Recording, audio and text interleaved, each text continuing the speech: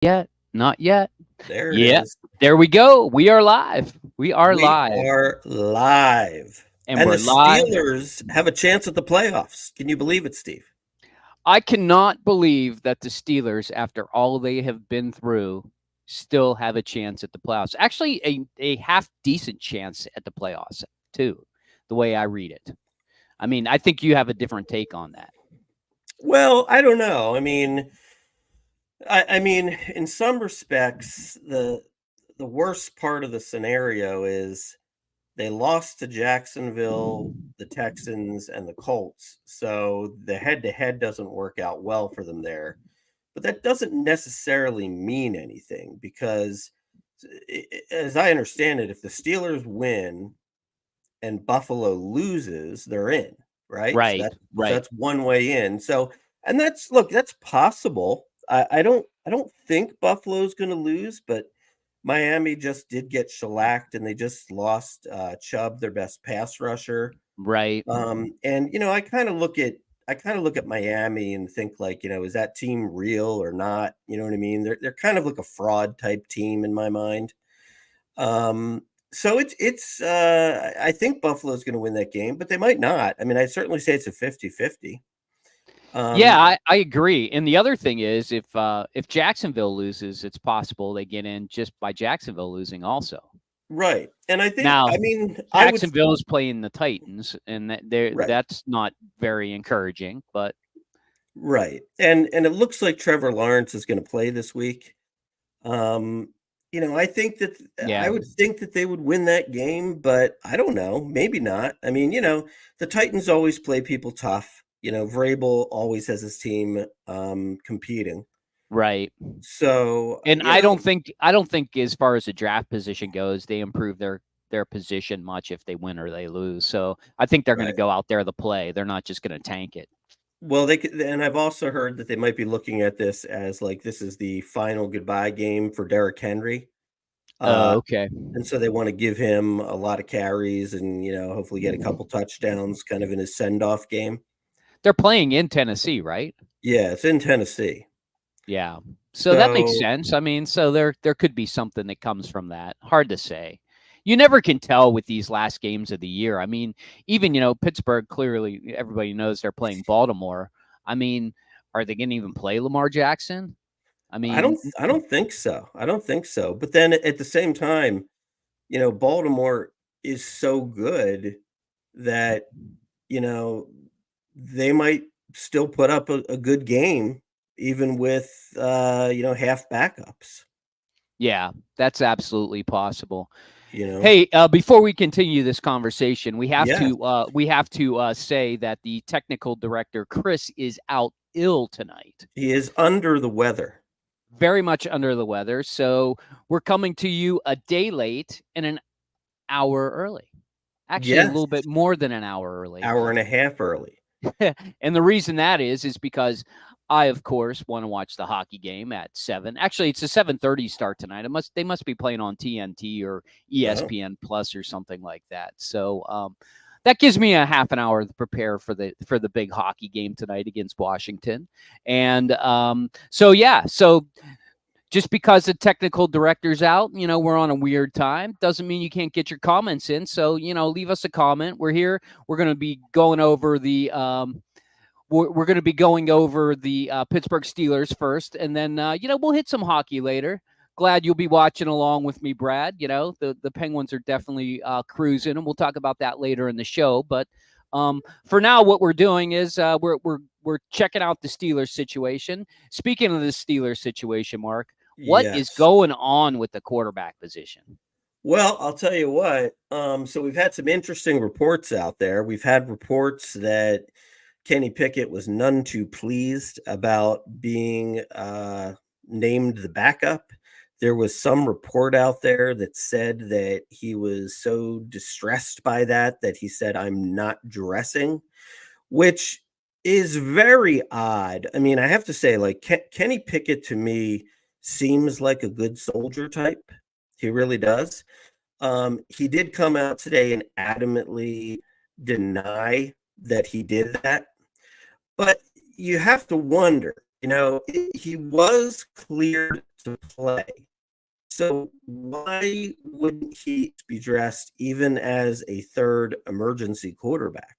It doesn't really make any sense. Yeah, that's why I kind of give the report a little bit of credence, just because it doesn't make sense for him not to dress, right? I mean, Right. if he's healthy, and I'm assuming he was healthy, he was cleared to Hmm. play on Monday.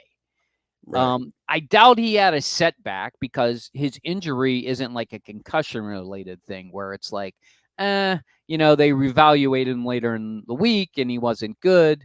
I heard some other things today that said, um, you know, they just didn't feel comfortable enough with him, because it was such a short time period. Like, this week made more sense because it was more in the time period for that surgery where you're fully healed. Hmm. I don't know if I believe that, to be honest with you, but the reality is Tomlin looked at the situation. He said, "Why would I switch out Mason Rudolph with Kenny Pickett?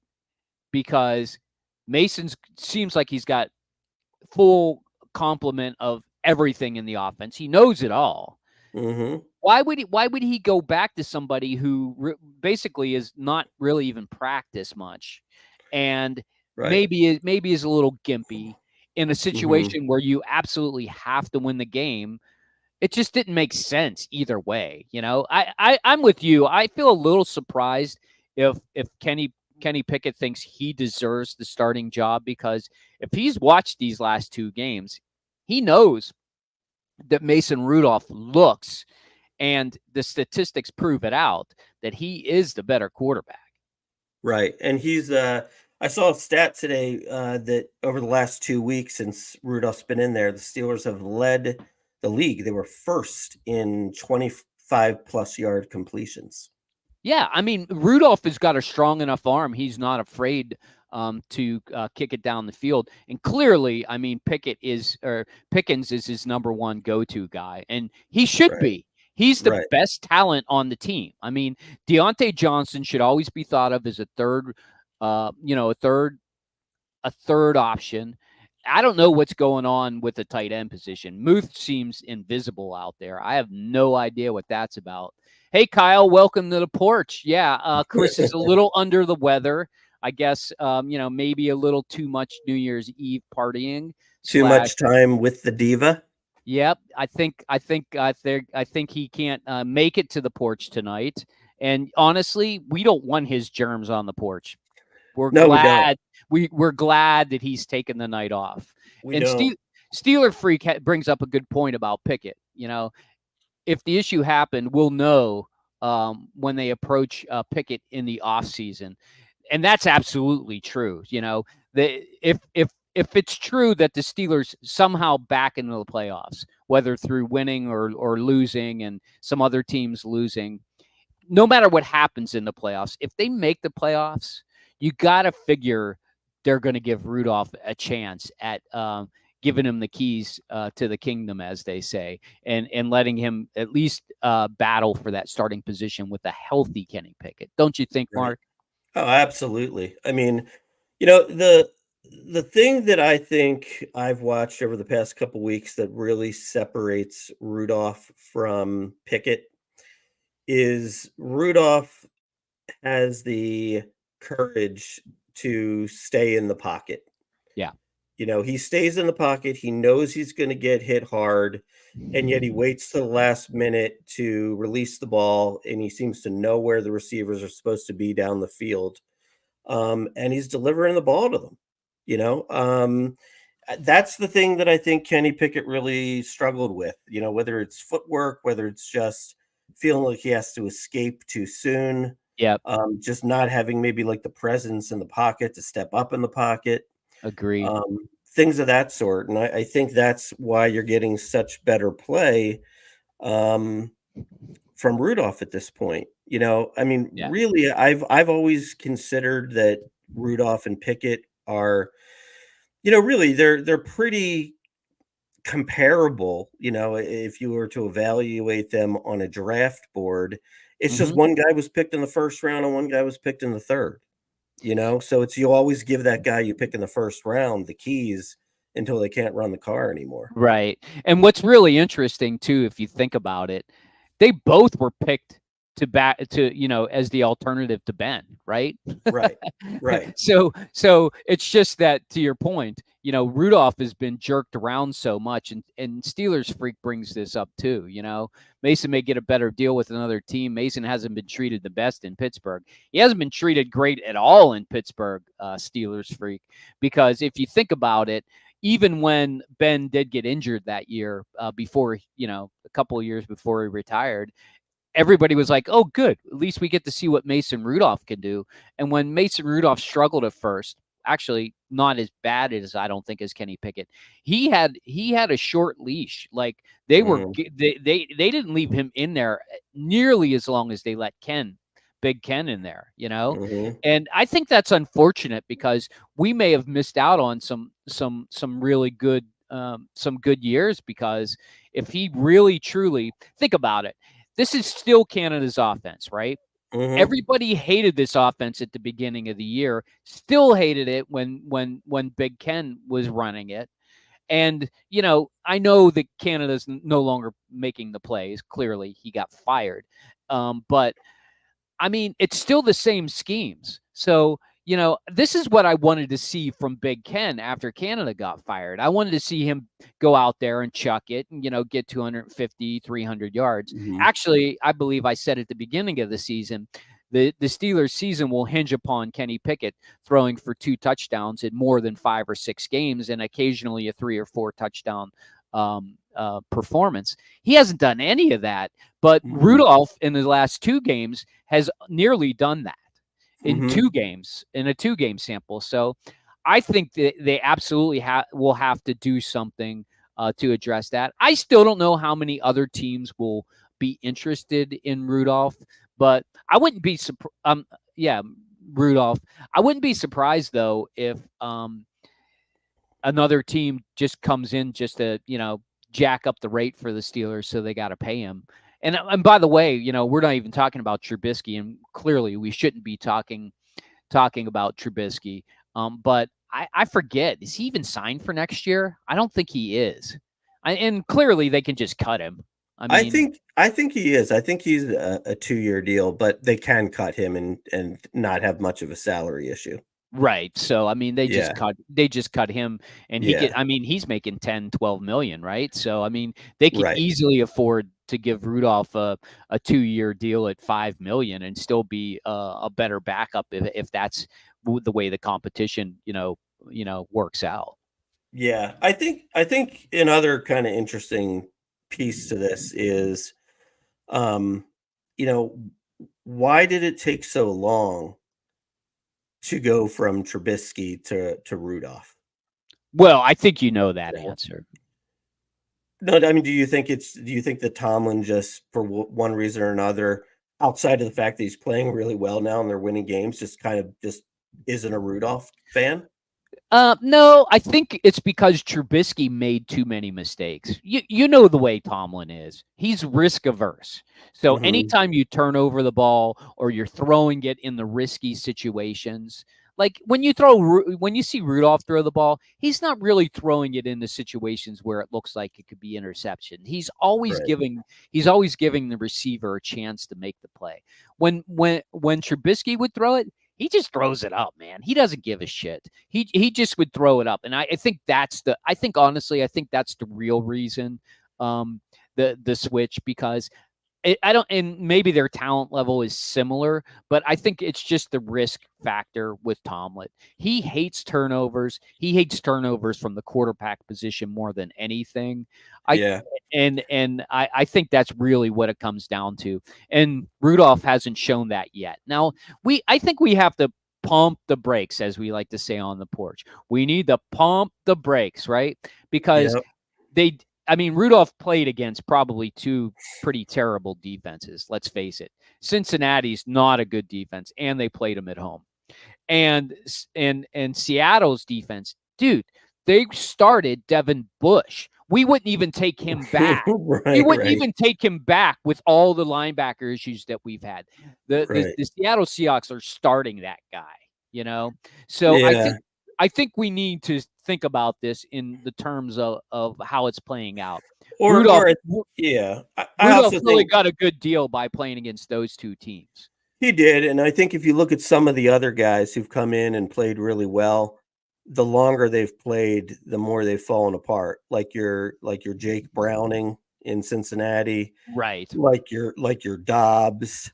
Yeah, he didn't Um, last but you 3 know, games. he hasn't lasted. So a lot of these guys who are coming in, they spark for a game or two, and then they sort of regress back to the mean a little bit. But Yeah.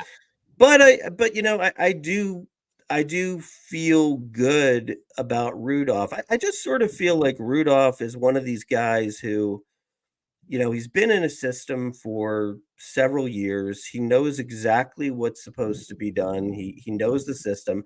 I think he kind of has an approach where he's just like, hey, look, if I ever get a chance to get back in a game, I'm just going to sling it, you Yeah, know, and I and that's agree. that's what he's doing, and Yep. it's working. I also Yep. think he plays with passion, and I think that rubs off on the teammates. I think when and I don't know that this is all Kenny Pickett's fault, because I do think that, Tomlin has basically coached Kenny Pickett to be, no turnovers and don't make any mistakes. Right. But but at the same time, I think, when you play like that, I think it makes the whole team kind of like, playing on shells, so to speak.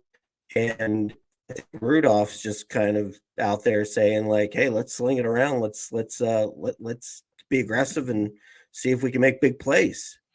you Yeah, know? and that's what Tim's saying. The whole team has played better. And if you look at their running back production the last two weeks, they've really been able to run the ball better. And I think that's probably because they've been able to throw the ball better. So they can't Sure. line up as many people in the box. Right. And honestly, this two-back situation has worked out great for the Steelers this year. I know, Mhm. the technical director will say Jalen Warren is, the better running back. And I think he is, honestly. But I think that between those two guys, they don't get tired. They're not getting injured, and they have different running styles, but not dissimilar enough that the running schemes have to be terribly different. And let's Right. face it, I beat this drum for this rookie all year long, and I'm so glad he's in there as a starting uh, right tackle right now. But Broderick Jones has made a Mhm. big difference for this offensive line. The guy is Mhm. just an absolute beast, and when it comes to running the ball, he clearly opens wide big holes that weren't there early in the season. Oh, And I sure. think Yeah. I think that's making a big difference. And honestly, I think the whole offensive line, because let's face it, they revamped the line again this year. So Right. I think it took them the better part of the season to start playing like the line we thought they were going to be, because earlier in the season we thought they were actually worse, but clearly now they're playing very well together as a unit. Mhm. Yeah, for sure, for sure. I don't really I still don't like the center. Like, I Oh yeah, feel Mason I Cole has to go. I agree with yeah. you there. I That feel should be like that should be something they address in the first or yeah. second round of the draft. I Yeah, like that's your completely second agree with round you. pick a center, you know? Yeah, I agree. Yeah, he's Yeah. terrible. He turned Yeah. out to be absolutely, Scott, our buddy Scott. He Mhm. he hates Mason Cole. He hates him so bad. He's like, they should just cut him now. Yeah, yeah. But yeah, and actually, it's nice to see the past couple weeks too. Like, it's been nice to see Najee running um more like he should, Yeah, less, he's been more decisive going right into a hole or trying to create a hole by running people over. And no more. I haven't seen him, do a hurdle in a couple weeks. You know what I mean? right. Like, he's just running people over and using a stiff arm to throw Yeah. someone down. And so he's been real effective. And Jalen Warren is just, he's just kind of like lightning out there. Um, and plays really physical actually for a smaller back, I have to say. I mean, Yeah, and he's really good. The one thing about Jalen Warren that has impressed me this year, his ability to hold on to the ball. I always Mhm. thought that, the more touches that guy would get, he would be a liability when it comes to turning over the ball, and he hasn't done that. So, Mhm. kudos to Warren for either working on that or recognizing that as something that he needs to continue to do. I think that's very important for this team. One Mhm. other thing that I heard today, which makes a lot of sense now. I guess the offensive line coach had have team meetings with the running backs. So basically, the running backs and the offensive line would work together on talking about the blocking schemes. To Mhm. me, it seems like that should have been something they should have been doing all year long. And when Right. I heard that, like just recently, like within the past several weeks, they started doing that, I'm thinking to myself, like, no wonder why everybody says, the Steelers need more coach. Mhm.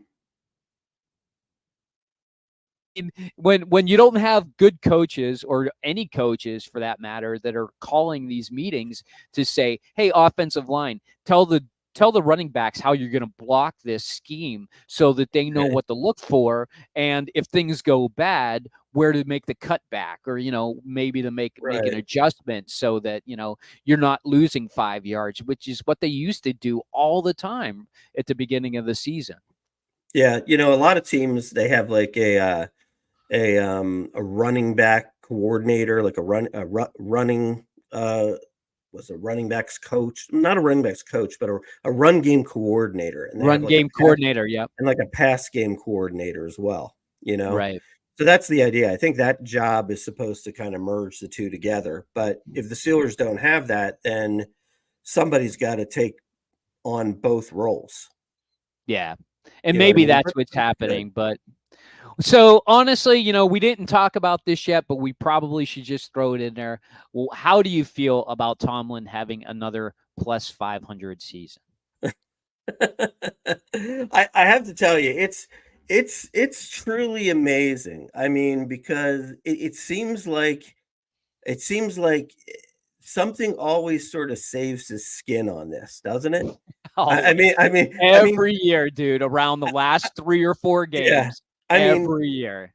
think about it. Like they just come off those, back-to-back losses at home to two-win teams, and it looks like, oh, this is finally it. They're going to lose out, and then all of a sudden, Mason Rudolph comes in, and it's like a completely different football team. You know what I Well, mean? remember, they were 7-3 going into those Right. games. Yeah. I mean, Yeah. so I think when they got to 7 wins at the 10 game mark, everybody really thought like he's definitely going to get it.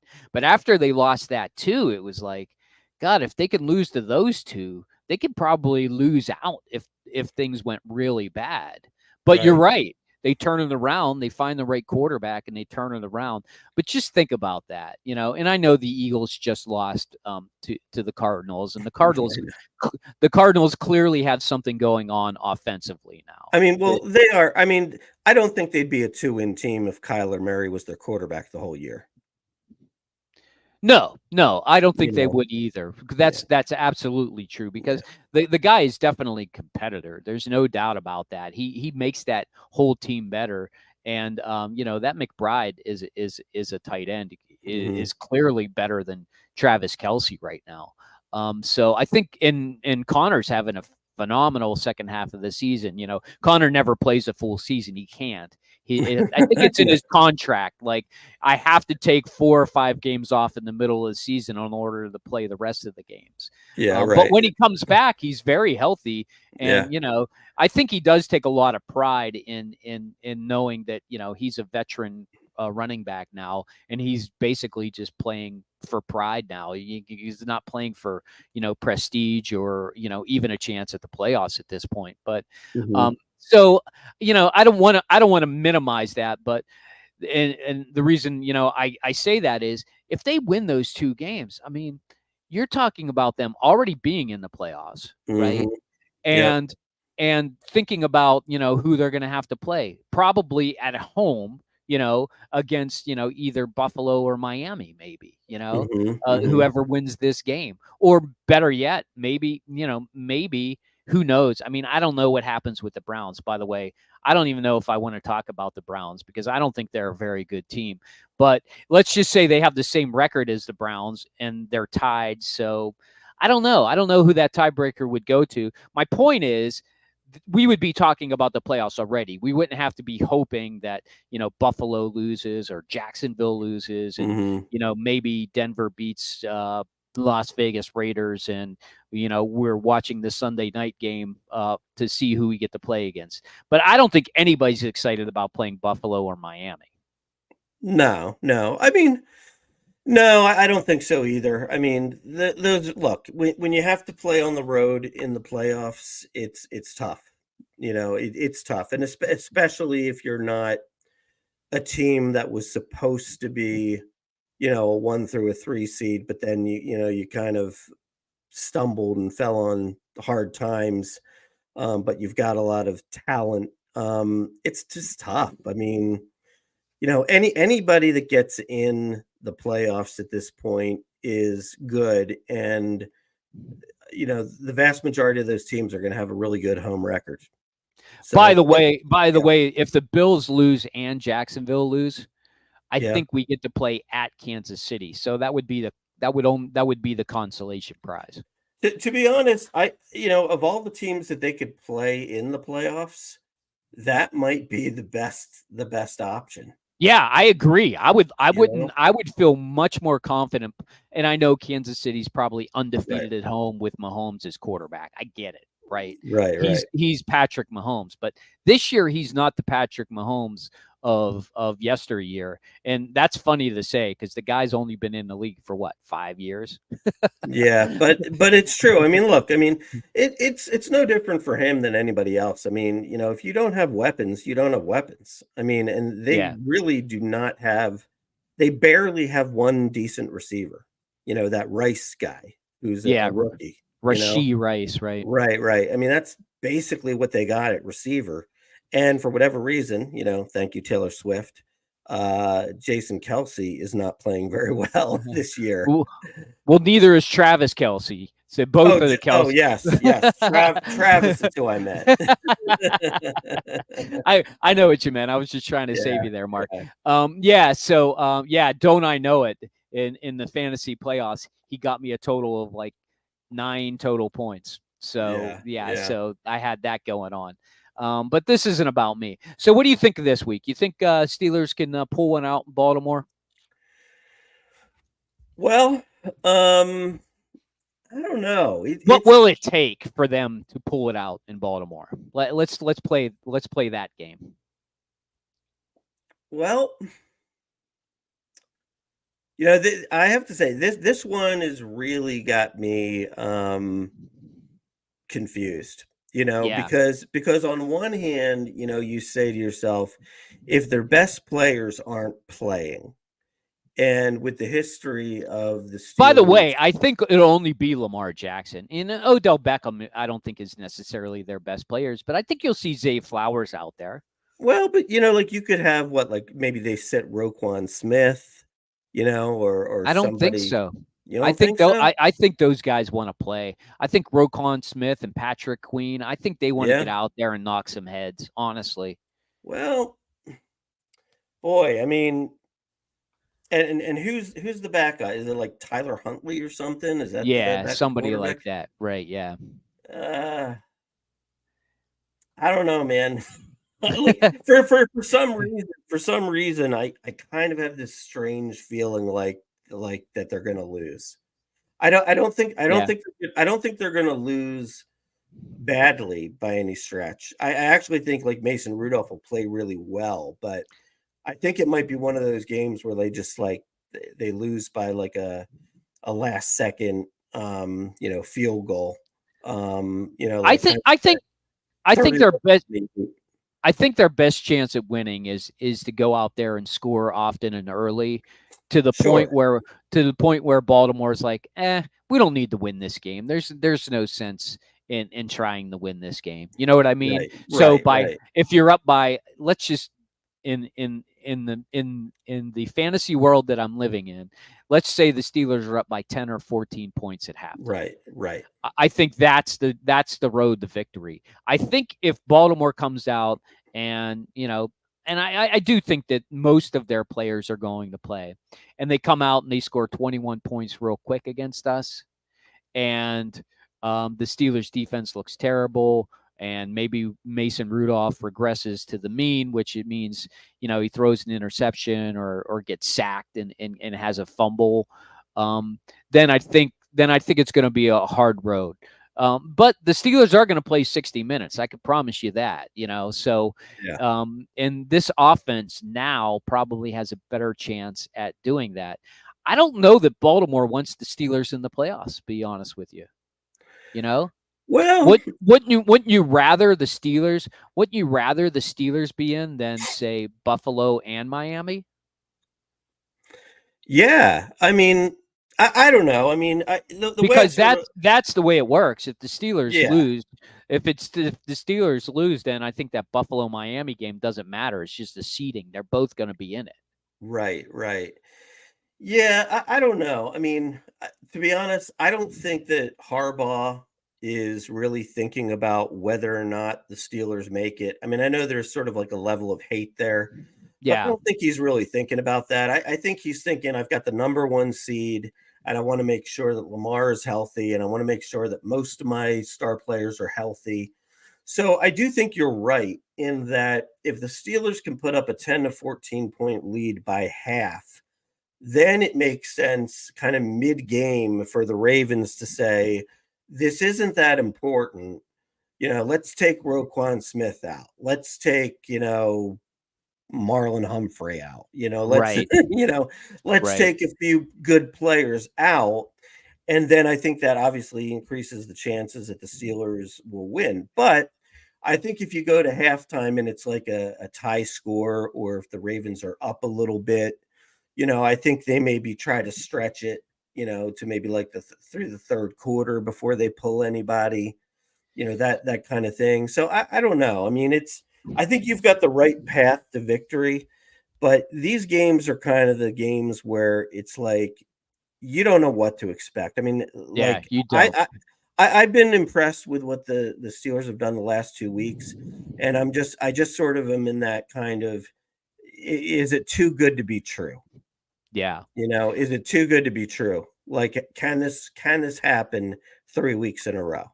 Yeah, I agree with you. Just because I think Baltimore, and I've been saying this for a while. In fact, I predicted Baltimore that take the division. I didn't predict them to be the number one seed, but I definitely saw this Baltimore team as a team throughout the last 3 years who have found a way to overcome um, terrible injuries, mostly in the running back position and Mhm, in the wide receiver position. They've never really had anybody. I think last year they got Odell Beckham, but mhm. I really thought that Zay Flowers was going to be a really good pickup for them.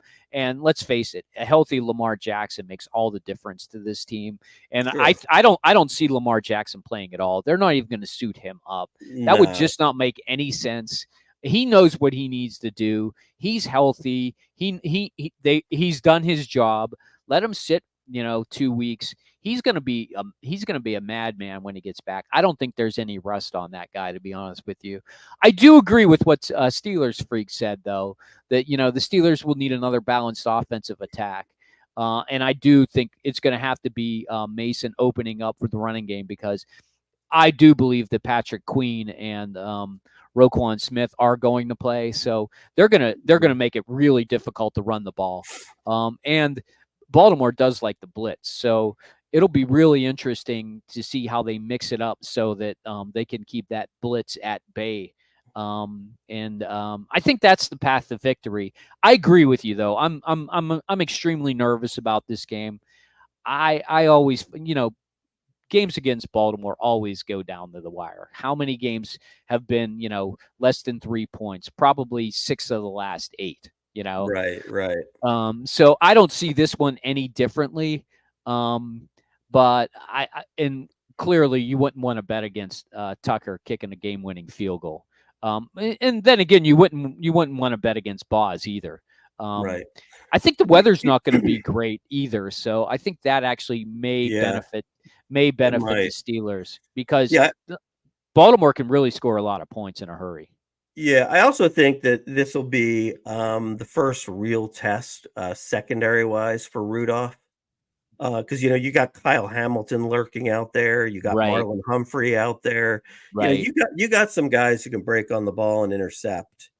Um, so it's going to be more of a challenge this week. But then again, maybe Kyle Hamilton doesn't suit up because he got a little banged up in the last game. Maybe You know, he might be a guy they would sit because he has been yeah, hurt and he right. probably does need the rest. I wouldn't be surprised to see him sit. Um, Hmm. but speaking of players sitting, what is going on with our secondary? It's a mess. I Yeah, mean, you yeah. got Patrick Peterson playing the safety position because I actually Minka, think I actually you think know, that's a good move, though. Remember, I mentioned that earlier this year. yeah.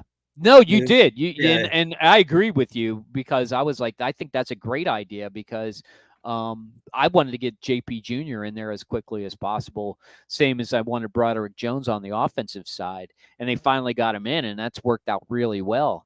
But I don't think Minka's going to play. He hasn't practiced since his hand injury, yeah. and he just doesn't seem healthy at all. No, yeah. So I mean, look, they're obviously a little weak in the linebacker and the secondary. Yeah, So, that's tough. And look, I mean, the Ravens do have a lot of guys. I mean, like even their third and fourth guys, like your like Rashad Bateman is pretty good. yeah, he is good. Yeah. Mhm. They've got Aguilar, who's not I was bad. gonna say they got your You buddy know, Aguilar. right? He's not bad. So they've and then this is the team that has. Is this the team that has Likely Yeah, at they got Likely so because Andrews went down. yeah, so Mhm. Andrews goes down, and who frickin' can believe it? They got somebody who's just as good. Yeah, I think he You had know? three touchdown passes against Miami last week. Yeah, I mean, it's Yeah, insane. It's insane. So, yeah. they got good players everywhere. It's Well, I really think a team like that, and this is, I think, the way the Steelers used to think about the tight end mhm, position. They value that position ever since they've had Mark Andrews there, and they mhm, know he's getting up in age. Um, that's what the Steelers didn't do with Heath. They didn't plan out when to do it, and when they got Fryermuth, to me it was a bit of a stretch because I think it was a second or third round pick for him, yeah, I think and it's second. I think that's just too high. Any tight end you pick up that high, if he plays really well, he's playing to the norm. I think Mhm, what Baltimore did was they go out and they scout tight ends, and they're like, we can turn this guy into a tight end, like an mhm, Antonio Gates, who was a right, basketball player of all things, right, and and it works, and you get them cheap, and you have a succession plan if your guy like Andrews, like he did, went down, and it didn't slow that team down at all, and that's really smart. I hate mhm, to say that because I hate Baltimore. You know how much I hate Baltimore, but mhm. I think when it comes to succession planning in positions, they do a much better job of it. Yeah, I think it's gonna be really important for the Steelers to obviously get the pass rush going in this game. I Because without agree. Yeah. without Lamar in there, the escapability is going to be less, even though this Huntley can run a little bit. Escapability is going to be less. And you got people playing at a pretty high level right now, with TJ, with Highsmith, with Herbig sort Yep. of pitching in here. If you can get a few turnovers because of the pass rush, and that protects, the linebackers and the safeties a little bit, um, that's going to be crucial in this game. So they do need. I mean, they do need help on both sides of the ball. I mean, the area that I would be most fearful of is the Steelers linebackers and secondary. But if the defensive line can take care of that, or at least minimize that damage, that'll Yeah. pay huge dividends to them winning this game. I agree. I think TJ's got to have a monster game. By the way, why is he not in the discussion for defensive player of the year? He leads the league in sacks. He should Um, be. he's And like he's like fourth in the running now. And Myles Garrett, who has the least amount of sacks out of anybody, is like number one. I mean, I get Micah Parsons because he's a pretty special talent. And honestly, I think Max Crosby for the Raiders should be right up there too. He's having a monster year.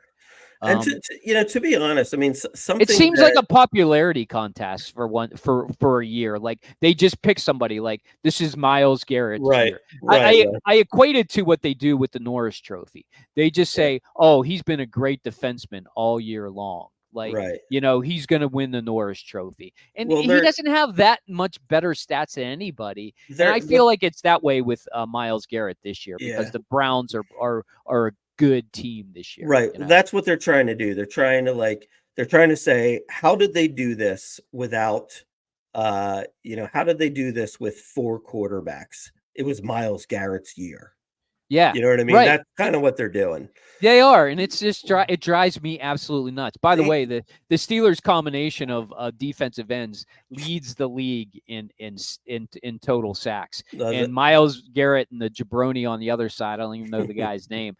They're like fourth. They're like fourth or fifth in the league. You know what's here, and here's another thing, Steven. I'd like to get your opinion on this because it's one that always kind of confuses me. I would almost say that TJ Watt is better, much better even than the production that he puts out there. And the reason why I say that is I'm very surprised at how often TJ Watt is actually not on the field. Yeah. He gets a lot of sacks, a lot of tackles, a lot of production. And half the time, man, I'm watching the game and I'm like, this is, why is he not on the field?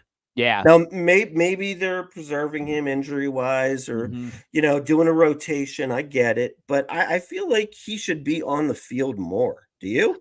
I've not, I agree with you. He's not on the field a lot. And like, I can remember last year in particular when he wasn't on the field and it would be in the third quarter. They would be, winning by 3 points and the other team was driving. And I'm like, right, where is TJ? Why is he not on the field? And you're right. Half of it is because they want to preserve him for the long term. Right. And you have to. But I've never seen a statistic where they looked at a defensive player total amount of snaps on the field versus production. And I bet you, I bet this is true. All the really good pass rushers take complete series off or like don't go in on first or second down a lot. They just don't do it because there's so much violence that goes on in that position, and you need speed and you can't always tap into that every play and go at it. You know what I mean? Yeah. So I think there's a lot of that, but I haven't seen it, but I do agree with you. Like for as much as he's on the field, his production is really unbelievable. That being said, when your and by the way, he was voted MVP for the team this week for the fourth time in like 5 years. There you go. Steelers Freaks is saying that TJ has the highest snap count than any other inside linebacker. Well, I don't like to call him a linebacker. A rush defender in the NFL. The edge rusher. So he's basically Steelers Freaks saying he's out there more than the other guys, and that actually. Yeah, outside linebacker. Gotcha. Well, maybe he's right. I don't know. I mean, I think that's probably true because I do believe that all those guys take a lot of snaps off. And the other thing is Micah Parsons, I think, got hurt too. So I think he missed a couple games. And I think this is probably an anomaly for TJ because he really hasn't been that hurt this year. I hope he doesn't get hurt now that I said it, but he's been pretty healthy, and I think it's smart. I think it's really smart to take him out more often than not because what happens when he's not in the lineup at all. It's bad. I don't know. I just always feel like I'll be sitting there and it'll be like third quarter.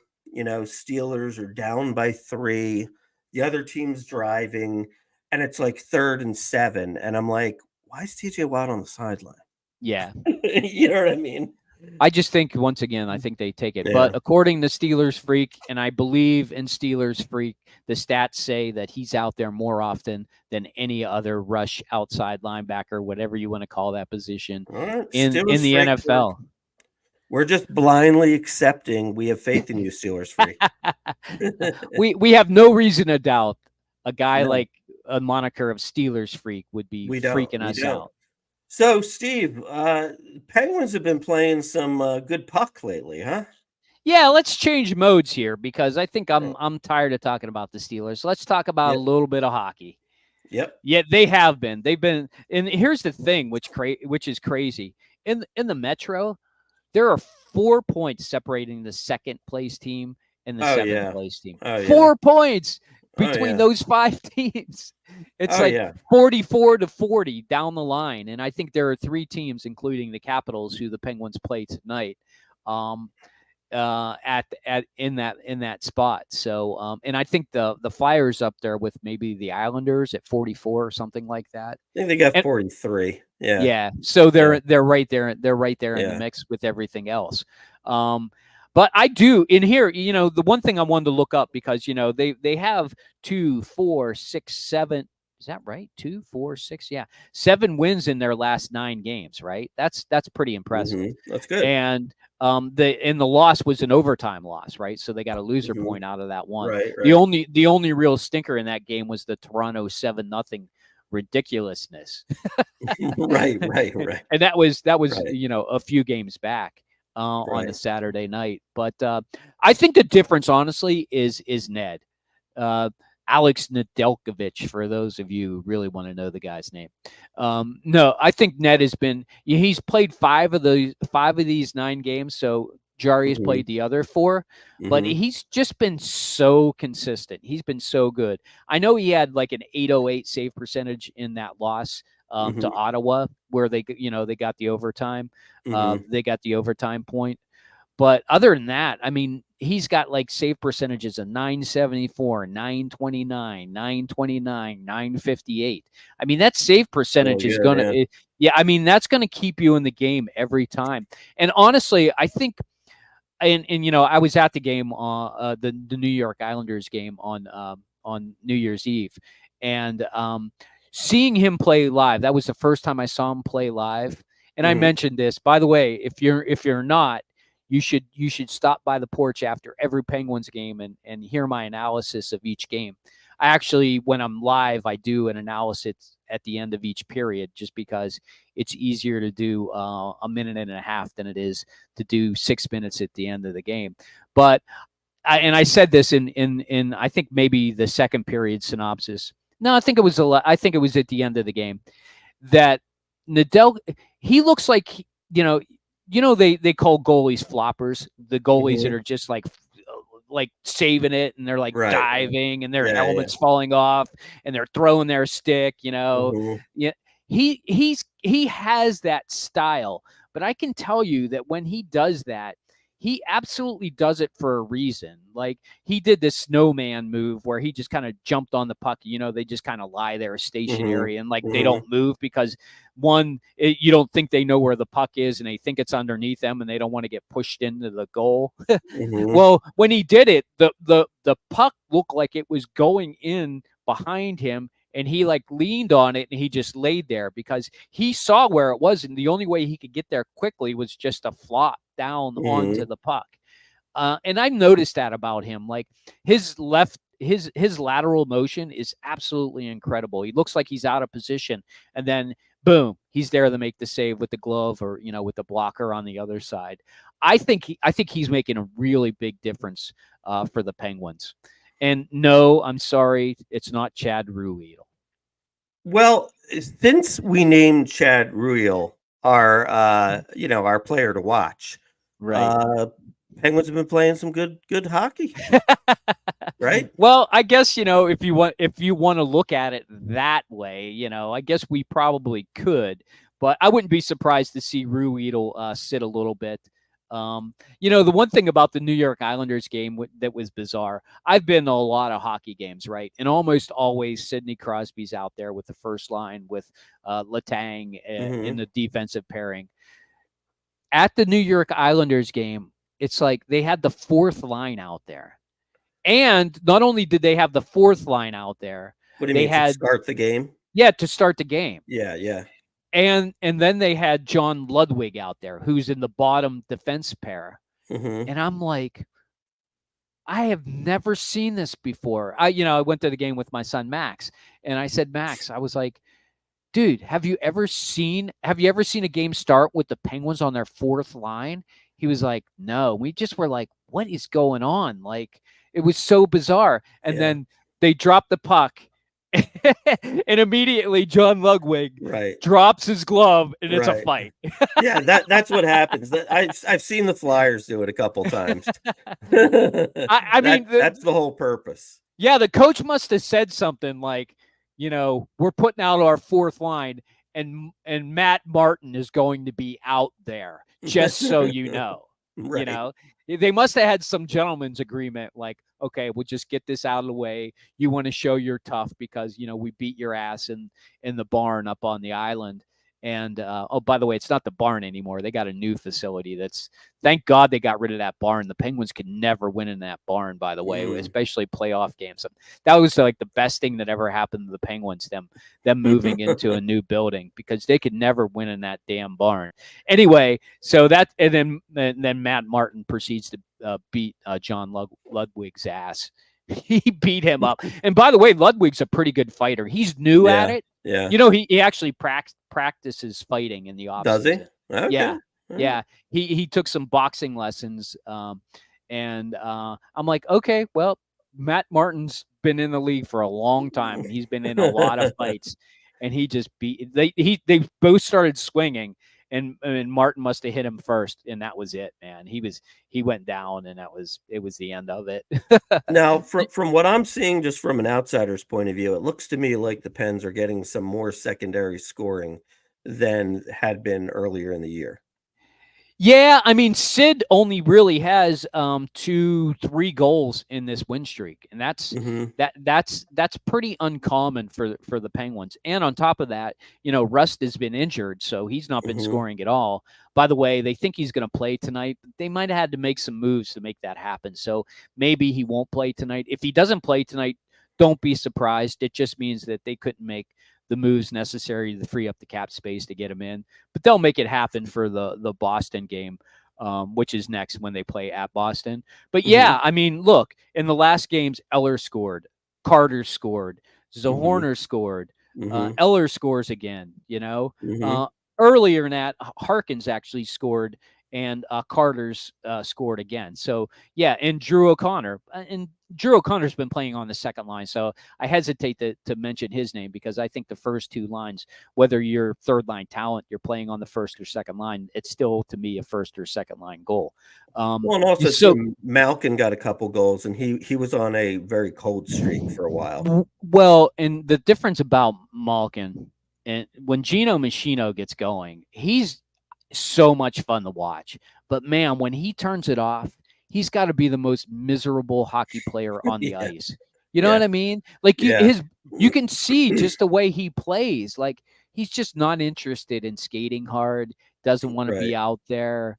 It's just actual garbage to watch him play when he's bad. But when he wants to play and he plays hard, I'm telling you, there's nobody more exciting to watch than him on the ice, because you don't know what the hell he's going to do. And he still has I think he's still got pretty good energy with Riley Smith, who he's been playing with on that second line all year. And I think, honestly, I know I'm a big Valeri Puustinen fan. I think Puustinen, they cannot send him down. They absolutely cannot send him down. But I think that's probably what they're going to end up doing, only because they've basically got a couple of free moves on him because he's so young. So they can just send him down to the minors, and he doesn't have to clear waivers. I personally, and I'm sorry, and I know he's been playing. Harkin's been playing pretty well lately.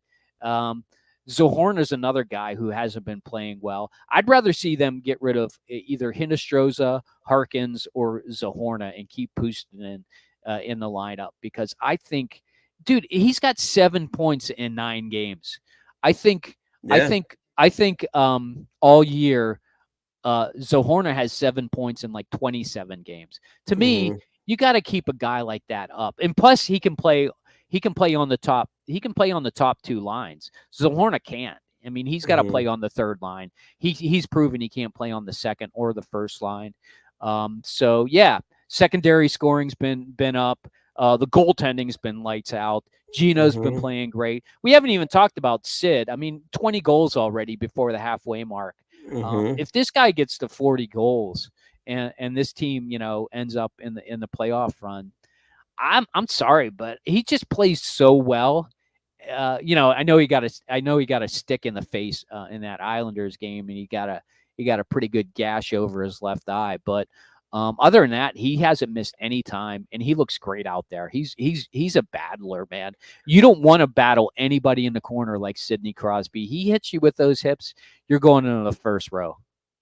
And I think we probably haven't done the show since Latang had the what was it, the 5 or the 6 assist period. Yeah, he had 5. He had 5 assists in one period, which was an NHL record, and 6 for the game, which has only been done by a handful of players in the NHL, including amazing. Gretzky and Lemieux, and guys like that. Yeah, I mean, I think people are overplaying what Latang's doing this year. He had a great game. Don't get me wrong. I'm a big Chris Latang fan. I have nothing but good things to say, but I think people are trying to put him on a higher pedestal just to feed his ego a little bit since Carlson came around. And let's face it, Carlson's been okay with the Pens. For what I think he's overpaid for what he brings to the game, because clearly he can be a defensive liability. Right. But until they can figure out how to use him on that power play, I don't know. I'm not like the guy who was sitting 2 rows behind me that said, you should just cut Carlson now. He's garbage. I'm thinking to myself, does this guy even know hockey? No, of course he doesn't. like he's overpaid, and yeah, okay, he's overpaid, but that's the going price for a Norris Trophy winning defenseman. And the guy actually has great vision on the ice. Yeah, I mean, when you score over 100 points, you get paid. Yeah, as a defenseman. And honestly, I think he makes the breakouts different because he has the ability to just skate it out of there. And so does Latang. So anytime you're on the ice, you have the ability to skate it out of your end or pass it out of your end. That makes it hard on defenses to keep the puck in their own offensive zone. If they don't have the puck, it's hard to get the puck when you don't know which way it's going to go. And by the way, I think that's the other thing Ned does really well. He plays the puck, and he doesn't play it like Jari recklessly, shooting it up the middle and all kinds of dumb stuff, or just trying to get it out of the zone by shooting it hard up the boards. He's a really good passer. Like, he can pass the puck to a defenseman right on his stick, and he's the hell out of there. I think that makes a big difference. When teams, and I don't know the way the Capitals are going to play. I think the Capitals are going to goon it up tonight, by the way. I think I'm a little worried about, what that means. But look, we play Washington, Boston, and Buffalo, and then Philadelphia. And I know Philadelphia is not the Broad Street Bullies they used to be, but 3 of those 4 teams anyways, they're going to play it rough. So I think it's going to be interesting to see, because we haven't played against too many tough teams. The last one I would say we played against, I don't think Toronto's a tough team, but I think Tampa Bay was, and we ended up losing that game 3-1. By the way, I think winning that New York Islanders game basically was a 2-1 game. The Pens haven't won a 2-1 game all season. So I think that's the important thing, to play these games really tight. and just somehow either eke out the win or maybe steal a point when your goalie's not on. Now, as the hockey Jesus, what impact do you think your giving your blessing to the Penguins team has had this season? Well, clearly it's gotten them to the mediocre status. Actually, it's funny because I thought about this last year, because last year was the first year that I did an analysis after every game, and it was the first time in 16 seasons they don't make the playoffs. So I did have some trepidation coming into this year, doing it again this year. But no, I think since I've been tweeting out the analysis after the game, I think that has been what has propelled them to a winning record over the last 8. Because I literally started doing it, I think it was after the Philadelphia game. So there were a couple games in there they lost, and then they went on a tear. They must have saw that the hockey Jesus is going to be tweeting out. They don't want to hear their names. They don't want to hear the blasphemy that happens when I talk about the power play. So I think they're playing much better because they don't want to get that analysis from the hockey Jesus that, rips them a new one. And I mean, maybe, with your sermons improving, it's created a bit of a turnaround here. Well, Mark, I think that's when I would hit the music. Bam! Yes. Thanks, everybody, for joining us. Thanks, Mark. Good talk, as always. Hopefully the technical director will be healed and healthy, and he can give us the analysis of the Steelers season. Hopefully it'll be continuing next week. You take the last words. Yeah, by the way, the technical director is already predicting the Steelers in the Super Bowl. So he's basically said that the Steelers have hit rock bottom and they're going to make it to the Super Bowl within a few weeks. Right, and they're going to get to play against the Rams. The Rams. Rams and the Steelers. It's a Super Bowl 14 redux. And that is why your technical director on the season is 13-260. All right, everybody. Come visit us on the porch. Right. You can always catch us at theporcheslive.com, theporcheslive.com. theporcheslive.com. That's where we are. We're here we'll be back on Monday, right? We'll be back on Monday. We'll be back on Monday. So come back at 7:30 and we'll talk to you then. Bye, people. See ya. All right, man. We got it in. And it's over. It's over. All right, brother. Good show. Good show, my